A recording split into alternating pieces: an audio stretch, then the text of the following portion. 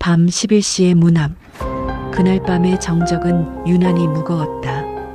병원 14층 VIP 병동의 긴 복도에는 발소리조차 조심스러워지는 고요함이 깔려 있었다. 밤 11시. 선미는 막 야간 순찰을 마치고 간호사실로 돌아가려던 참이었다.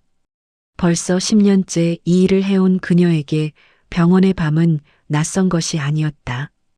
오히려 이 시간이 더 익숙했다. 사람들의 시선도 판단도 기대도 없는 고요한 시간. 그런데 1405호실 앞을 지나던 그녀의 발걸음이 멈췄다. 문틈으로 새어나오는 희미한 불빛. 아직 잠들지 않았다는 뜻이었다. 선미는 잠시 망설였다. 그 방의 환자 강민재는 까다로운 사람이었다. 재벌가의 둘째 아들이라는 배경 때문이 아니라 그의 날카로운 눈빛과 쌀쌀맞은 태도 때문이었다. 그때였다. 선미 씨. 문이 천천히 열렸다. 어둠 속에서 그의 목소리가 들려왔다. 평소와 달리 낮고 조심스러웠다. 네, 환자분. 무엇을 도와드릴까요? 선미는 전문가다운 목소리로 대답했다. 하지만 그녀의 심장은 평소와 다르게 빠르게 뛰고 있었다. 왜일까? 그녀 자신도 알 수 없었다. 잠깐, 들어와 주시겠어요? 부탁이 하나 있어서요. 그 순간 선미는 예감했다. 이 밤 11시의 요청이 단순한 간병 업무로 끝나지 않을 것이라는 것을. 그리고 그 예감은 틀리지 않았다. 그날 밤 이후 두 사람의 관계는 완전히 달라져 버렸다. 일막 나의 삶 감정이 말라버린 여자. 김선미 52세. 그녀를 한마디로 표현하자면 버티는 여자였다. 7년 전 이혼한 뒤 그녀의 삶은 오직 두 가지로 정리되었다. 돈을 벌고 딸 지은이를 키우는 것. 감정이란 사치였다. 아니, 사치를 넘어 방해물이었다. 아파할 시간도, 외로워할 여유도, 누군가를 그리워할 틈도 없었다. 대학생이 된 딸은 이제 거의 손이 가지 않았지만 등록금과 생활비는 여전히 선미의 몫이었다. 전 남편은 재혼 후 새 가정에만 신경 쓰느라 양육비조차 제대로 보내지 않았다. 그래서 선미는 하루 12시간씩 병원에서 일했다. 낮 근무를 마치면 저녁부터 밤까지 특실 환자들의 개인 간병을 맡았다. 돈은 그녀가 유일하게 믿을 수 있는 것이었다. 사랑은 오래전에 포기했다. 아니, 포기한 게 아니라 잊었다. 남자를 만나고 설레고 사랑받는다는 것. 그런 감정들은 이미 그녀의 삶에서 증발해버렸다. 50대 초반. 거울을 볼 때마다 그녀는 자신이 낯설었다. 주름진 손, 피곤에 절은 눈과 생기 없는 얼굴. 여자로서의 자신은 어디론가 사라져버린 것 같았다. 엄마는 이제 그냥 엄마일 뿐이야. 어느 날 딸 지은이가 무심코 던진 말이었다. 선미는 웃으며 고개를 끄덕였지만 그날 밤 혼자 방에서 오랫동안 울었다. 맞는 말이었으니까. 그녀는 이제 여자가 아니었다. 그저 생계를 책임지는 엄마이자 환자들을 돌보는 간병인일 뿐이었다. 그런 선미에게 새로운 환자가 배정된 것은 지난달 초였다. 14층 VIP 병동 1405호. 강민재 49세. 사고로 인한 장기 입원 환자. 차트에는 그렇게 간단히 적혀 있었지만 간호사들 사이에서는 이미 소문이 자자했다. 강민재? 아, 그 유명한 재벌 2세 말이지? 완전 까탈스럽대. 간병인만 벌써 3명이 바뀌었어. 가족들도 안 와. 완전 왕따야, 그냥. 선미는 그런 말들을 흘려들었다. 어차피 그녀에게 중요한 건 월급뿐이었다. VIP 병동 개인 간병은 수가가 좋았다. 까탈스러운 환자? 얼마든지 감당할 수 있었다. 지난 10년간 온갖 환자를 다 봐왔으니까. 하지만 강민재를 처음 본 순간 선미는 묘한 느낌을 받았다. 그것은 경계심도 호기심도 아닌 이상한 긴장감이었다. 이막 VIP 병실의 남자 재벌 2세 환자. 1405실은 호화로웠다. 일반 병실의 3배는 되는 넓이의 거실, 침실, 욕실이 분리되어 있었다. 고급 가구와 대형 TV, 심지어 작은 부엌까지 갖춰져 있었다. 하지만 그 넓은 공간은 묘하게 쓸쓸했다. 창가의 특수 침대에 누워있던 남자가 선미를 보았다. 강민재. 49세라고는 믿기지 않을 만큼 단정한 외모였다. 회색빛 머리, 날카로운 이목구비, 그리고 냉소적인 눈빛. 새로 오신 분이시군요. 그의 목소리는 예상보다 부드러웠다. 하지만 눈빛은 차가웠다. 네, 김선미입니다. 잘 부탁드립니다. 선미는 전문가다운 미소를 지으며 인사했다. 하지만 강민재는 대답 대신 그녀를 물끄러미 바라보았다. 마치 속을 꿰뚫어 보는 듯한 시선이었다. 몇 번째세요? 네, 간병인이요. 제가 몇 번째 간병인이냐고요. 선미는 잠시 말을 잃었다. 그의 말투는 자조적이었다. 4번째입니다. 그는 짧게 웃었다. 쓸쓸한 웃음이었다. 그럼 당신도 곧 그만두시겠네요. 다들 그랬으니까. 저는 쉽게 포기하지 않습니다. 선미의 대답에 강민재는 눈썹을 살짝 올렸다. 그리고는 다시 창밖을 바라보았다. 선미는 차트를 확인했다. 강민재는 3개월 전 교통사고로 입원했다. 척추 손상으로 수술을 받았고 현재 재활 치료 중이었다. 하반신 마비는 아니지만 보행이 어려워 휠체어를 사용하고 있었다. 차트에는 적혀 있지 않았지만 선미는 간호사들에게서 더 많은 정보를 들었다. 강민재는 국내 굴지의 재벌가 둘째 아들이었다.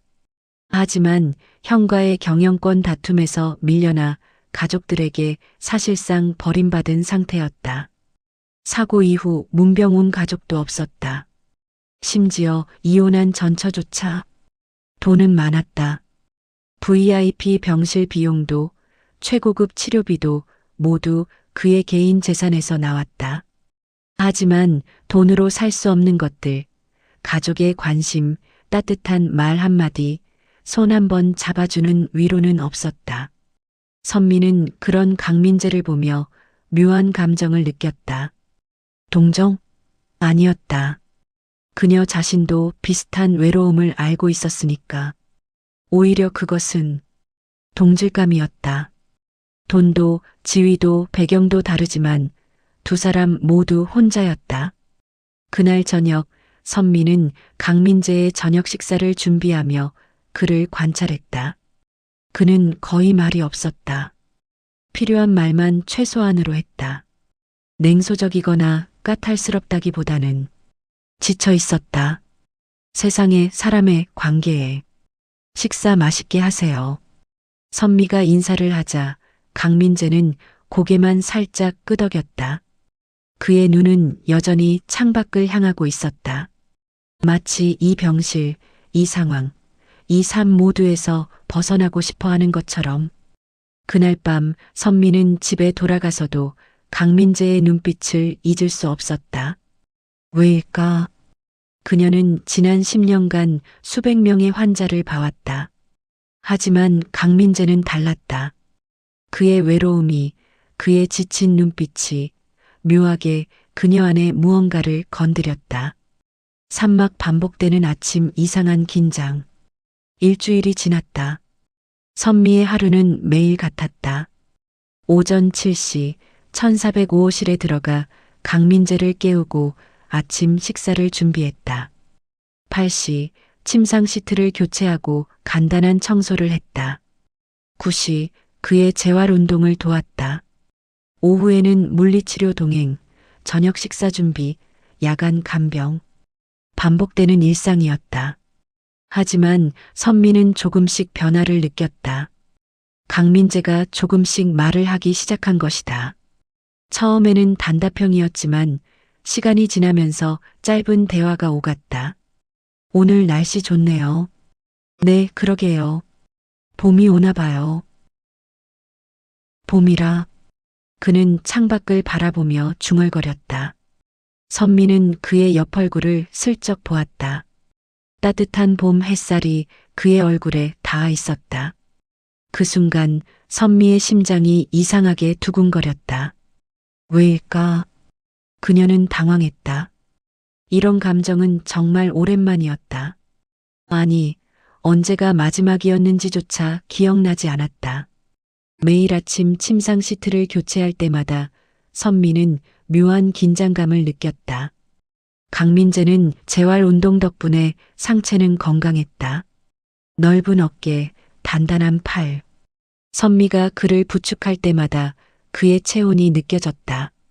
어느 날 아침 선미가 침대 시트를 교체하려고 강민재를 부축하는데 그가 갑자기 몸의 균형을 잃었다. 선미는 반사적으로 그를 잡았고 두 사람은 아주 가까운 거리에서 마주쳤다. 숨소리가 들렸다. 그의 숨소리. 아니, 그녀의 숨소리였을까? 두 사람 모두였다. 죄송합니다. 강민재가 먼저 말했다. 그의 목소리는 평소보다 낮았다. 아니에요. 괜찮습니다. 선미는 서둘러 그를 침대에 앉혔다. 그리고 재빨리 시트 교체를 마쳤다. 하지만 그녀의 손은 미세하게 떨리고 있었다. 그날 이후 두 사람 사이에는 묘한 긴장감이 흘렀다. 말은 하지 않았지만 서로를 의식하고 있다는 것을 알 수 있었다. 선미는 혼란스러웠다. 이건 뭐지? 나 지금 뭐 하는 거야? 그녀는 자신에게 되물었다. 하지만 답은 나오지 않았다. 아니, 답을 인정하고 싶지 않았다. 그녀는 50대 간병인이었다. 그는 재벌 2세 환자였다.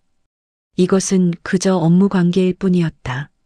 하지만 그녀의 심장은 매일 아침 1405호실 문을 열 때마다 빠르게 뛰었다.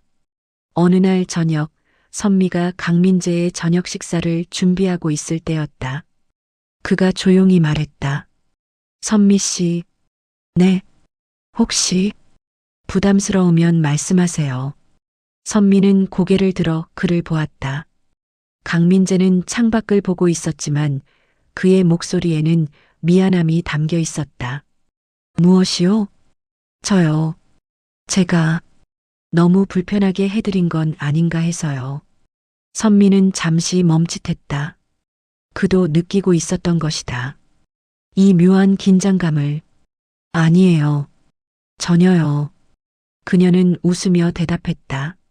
하지만 그 웃음은 어색했다. 강민재도 그것을 알았을 것이다. 그날 밤 선미는 잠을 이루지 못했다. 강민재의 얼굴이, 목소리가, 눈빛이 계속 머릿속을 맴돌았다. 이건 아니야. 나 지금 완전 미쳤어. 그녀는 베개에 얼굴을 묻고 중얼거렸다. 하지만 다음 날 아침 그녀는 또다시 1405호실 문을 두드렸다.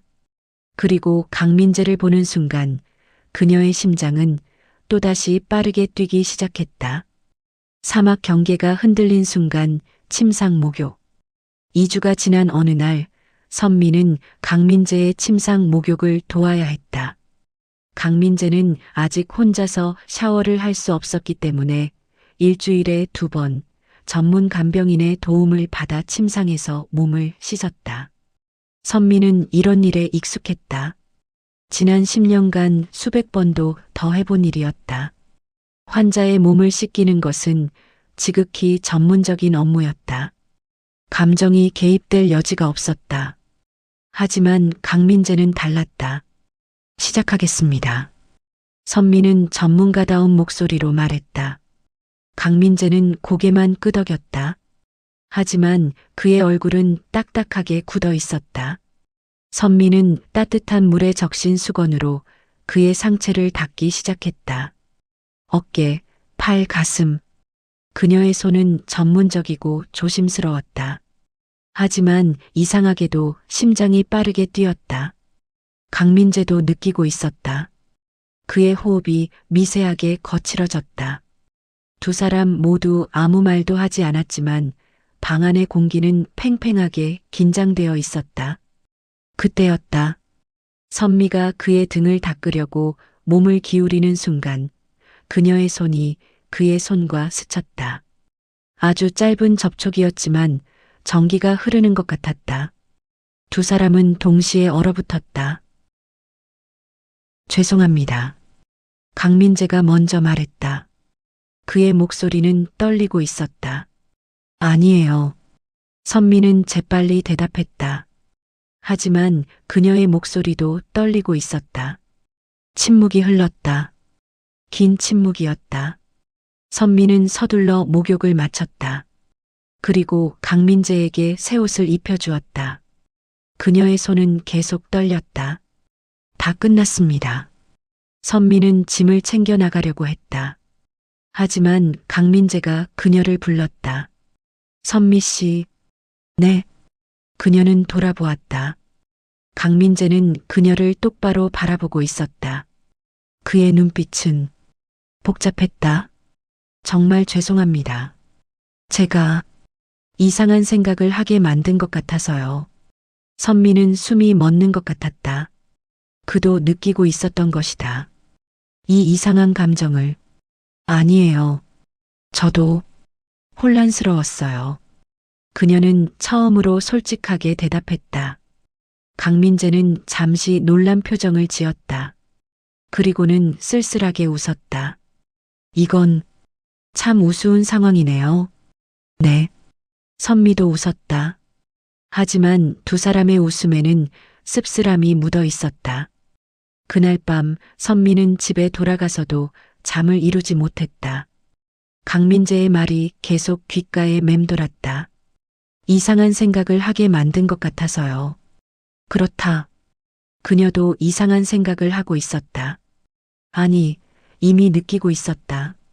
이것은 단순한 호기심이 아니었다. 동정도 아니었다. 이것은 끌림이었다. 오랫동안 잊고 살았던 감정. 여자로서의 감정. 선미는 거울을 보았다. 50대 중반의 지친 얼굴. 주름진 손. 나 같은 사람이 무슨 감정을 느껴? 그녀는 자조적으로 웃었다. 하지만 심장은 거짓말을 하지 않았다. 그녀는 강민재에게 끌리고 있었다. 오막 외로움의 고백 마음의 문이 열리다. 그 사건 이후 두 사람의 관계는 조금씩 변했다. 강민재는 선미에게 조금씩 자신의 이야기를 하기 시작했다. 처음에는 짧은 말들이었다. 형이랑 싸웠어요. 경영권 때문에. 전처는 재혼했대요. 애들은 거기 가 있고 아버지는 형 편만 들어요. 늘 그랬죠. 선미는 그의 말을 조용히 들어주었다. 판단하지 않았다. 위로의 말도 하지 않았다. 그저 들어주었다. 어느 날 저녁 강민재가 갑자기 물었다. 선미 씨는요? 왜 이 일을 하세요? 선미는 잠시 멈칫했다. 그리고는 솔직하게 대답했다. 돈이요. 딸 등록금이랑 생활비 때문에. 이혼하셨나요? 네. 7년 전에. 강민재는 고개를 끄덕였다. 힘드시겠어요. 그럭저럭 버티고 있어요. 선미는 웃었다. 하지만 그 웃음은 쓸쓸했다. 우리 비슷하네요. 강민재가 말했다. 뭐가요? 혼자라는 거요. 버려졌다는 거요. 선미는 그의 눈을 보았다. 그의 눈에는 깊은 외로움이 담겨 있었다. 그녀도 그런 눈빛을 가지고 있다는 것을 알았다. 네, 우리 비슷해요. 그날 밤 두 사람은 오랫동안 이야기를 나눴다. 강민재는 자신의 가족 이야기를, 선미는 자신의 이혼 이야기를 털어놓았다. 환자와 간병인이 아니라 한 사람과 한 사람으로. 어느새 밤 10시가 넘었다. 선미는 퇴근 시간이 훌쩍 지났다는 것을 깨달았다. 이만 가봐야겠어요. 죄송해요. 너무 오래 붙잡았네요. 아니에요. 저도 좋았어요. 선미는 솔직하게 말했다. 강민재는 잠시 그녀를 바라보았다. 그리고는 조용히 말했다. 선미 씨, 네, 당신이 여기 있어서 정말 다행이에요. 선미의 심장이 쿵 하고 내려앉았다. 그 말의 의미를 알았다. 그것은 단순한 감사가 아니었다. 저도요. 그녀는 작은 목소리로 대답했다. 그리고 서둘러 병실을 나왔다. 복도를 걸으며 선미는 눈물이 나려는 것을 참았다. 이것은 무엇일까? 기쁨일까? 슬픔일까? 그녀는 알 수 없었다. 다만 한 가지는 확실했다. 이제 강민재는 더 이상 환자가 아니었다. 그는 사람이었다. 그리고 그녀도 더 이상 간병인이 아니었다. 그녀는 여자였다. 육막 클라이맥스 밤 11시의 요청. 그날은 금요일 밤이었다. 선미는 야간 순찰을 마치고 돌아가려던 참이었다. 밤 11시. 병원은 조용했다. 1405호실 앞을 지나가는데 문틈으로 불빛이 새어나왔다. 강민재는 아직 잠들지 않았다. 선미는 잠시 망설이다가 노크를 했다. 환자분, 아직 안 주무세요? 문이 열렸다. 강민재가 휠체어를 타고 나왔다. 그의 얼굴은 창백했다. 선미 씨, 잠깐 들어와 주시겠어요? 그의 목소리는 떨리고 있었다. 선미는 뭔가 이상하다는 것을 직감적으로 알았다. 무슨 일이세요? 그녀는 병실로 들어갔다. 강민재는 창가로 휠체어를 밀고 갔다. 그리고 한참 동안 아무 말도 하지 않았다. 오늘 형한테서 연락이 왔어요. 강민재가 조용히 말했다. 아버지가 돌아가셨대요. 선미는 숨을 삼켰다. 그래서요? 형이 장례식에 오지 말래요. 내가 나타나면 소문난다고. 그의 목소리는 담담했다. 너무 담담해서 오히려 아팠다. 죄송해요. 위로의 말을 못 드리겠네요. 괜찮아요. 어차피 아버지는 날 버렸으니까.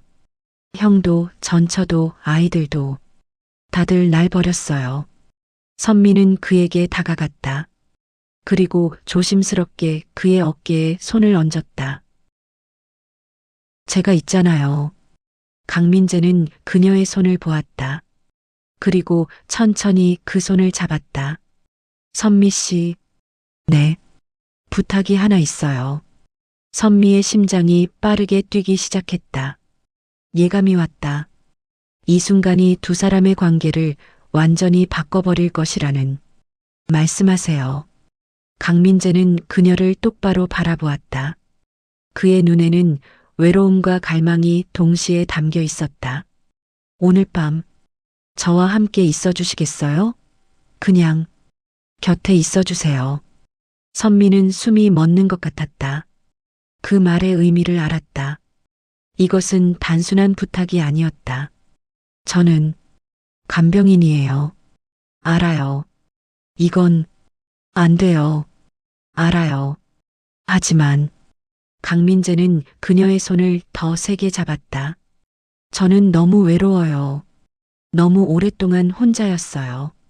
당신만 있으면 그것만으로도 충분해요. 선미는 눈물이 나려는 것을 참았다. 그녀도 알았다. 그 외로움을, 그 허전함을, 7년 동안 혼자 버텨온 그 공허함을. 저도 외로웠어요. 그녀는 작은 목소리로 고백했다. 정말 너무 외로웠어요. 강민재는 휠체어에서 일어나려고 했다. 선미가 재빨리 그를 부축했다. 두 사람은 아주 가까운 거리에 있었다. 그리고 키스가 이어졌다. 긴 키스였다. 7년 동안 잊고 살았던 감정이 한꺼번에 터져나왔다. 선미는 눈물을 흘렸다. 강민재도 눈물을 흘렸다. 두 사람 모두 너무 오랫동안 외로웠다. 그날 밤 두 사람은 서로를 위로했다. 환자와 간병인이 아니라 남자와 여자로. 그것은 금지된 것이었지만 두 사람 모두 멈출 수 없었다. 새벽이 되어서야 선미는 병실을 나왔다. 그녀의 얼굴에는 죄책감과 행복이 동시에 묻어 있었다. 칠막 비밀의 시간들 서로를 바꾸다. 그 밤 이후 두 사람의 관계는 완전히 달라졌다. 낮에는 여전히 환자와 간병인이었다. 선미는 전문적으로 강민재를 돌보았고 강민재는 정중하게 대했다. 하지만 밤이 되면 두 사람은 연인이 되었다. 밤 11시 선미가 야간 순찰을 마치고 1405호실 문을 두드리면 강민재가 기다리고 있었다. 두 사람은 말없이 서로를 안았다. 대화를 나누고 상처를 나누고 따뜻함을 나눴다. 강민재는 조금씩 변하기 시작했다. 재활치료에 적극적으로 임했다. 물리치료사가 놀랄 정도로 빠른 회복을 보였다. 웃음도 늘었다. 차가웠던 눈빛에 온기가 돌았다. 선미 씨 덕분이에요. 어느 날 밤 강민재가 말했다. 제가 뭐 했는데요? 있어줬잖아요. 그것만으로 충분해요. 선미도 변했다. 거울을 볼 때마다 자신이 달라 보였다. 눈에 생기가 돌았다. 미소가 늘었다. 딸 지은이도 알아챘다. 엄마, 요즘 뭔가 좋은 일 있어? 응? 아니, 그냥 일이 잘 풀려서 그래. 선미는 웃으며 대답했다. 하지만 거울 속 자신의 얼굴을 보며 생각했다. 나 지금 사랑하고 있는 거야? 두 사람의 비밀스러운 만남은 한 달 넘게 계속되었다. 아무도 눈치채지 못했다. 아니, 두 사람이 너무 조심스럽게 감췄기 때문이었다. 하지만 선미는 알았다. 이것이 영원할 수 없다는 것을. 강민재는 곧 퇴원할 것이고 두 사람은 각자의 삶으로 돌아가야 했다. 어느 날 밤 선미가 조심스럽게 물었다. 퇴원하면 어떻게 될까요? 강민재는 한참 동안 아무 말도 하지 않았다. 그리고는 그녀를 안으며 말했다. 모르겠어요. 하지만 당신을 보고 싶을 것 같아요. 저도요. 선미는 솔직하게 대답했다. 하지만 그녀는 알았다. 현실은 그렇게 호락호락하지 않았다. 8막 이별의 카운트다운 퇴원 통보. 퇴원 통보는 갑자기 왔다. 어느 월요일 아침 담당 의사가 강민재에게 말했다. 회복이 예상보다 빠르네요. 다음 주면 퇴원 가능하겠어요. 선미는 그 말을 듣는 순간 심장이 철렁 내려앉았다. 다음 주 7일 후 두 사람의 시간이 끝나는 날. 그날 밤 강민재가 말했다. 선미 씨, 저랑 계속 연락하고 지낼 수 있을까요? 선미는 그를 바라보았다. 그의 눈에는 간절함이 담겨 있었다. 그게 옳을까요? 옳고 그름이 뭐가 중요해요. 저는 당신이 필요해요. 저도 당신이 필요해요. 하지만 선미는 말을 멈췄다. 현실이 보였다. 강민재는 재벌가의 사람이었다.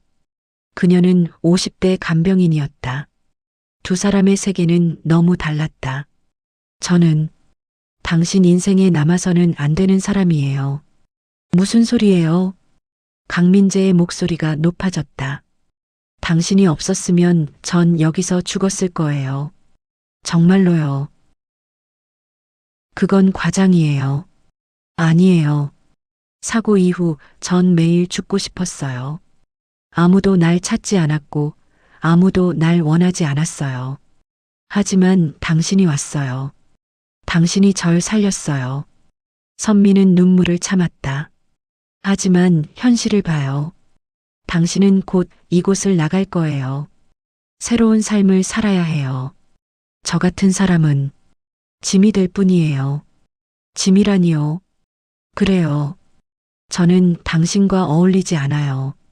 나이도 배경도 모든 게 다르잖아요. 강민재는 그녀의 손을 잡았다. 그런 게 중요해요? 전 그냥 당신이 좋아요. 당신 곁에 있고 싶어요. 저도요. 선미는 울먹이며 대답했다. 하지만 안 돼요. 우리는 여기서 끝이에요. 퇴원일이 다가왔다. 두 사람의 마지막 밤이었다. 선미는 평소처럼 밤 11시에 1405호실을 찾았다. 강민재는 창가에 서 있었다. 이제 혼자 걸을 수 있었다. 왔네요. 네. 두 사람은 말없이 서로를 안았다. 긴 포옹이었다. 정말 연락도 안 할 거예요?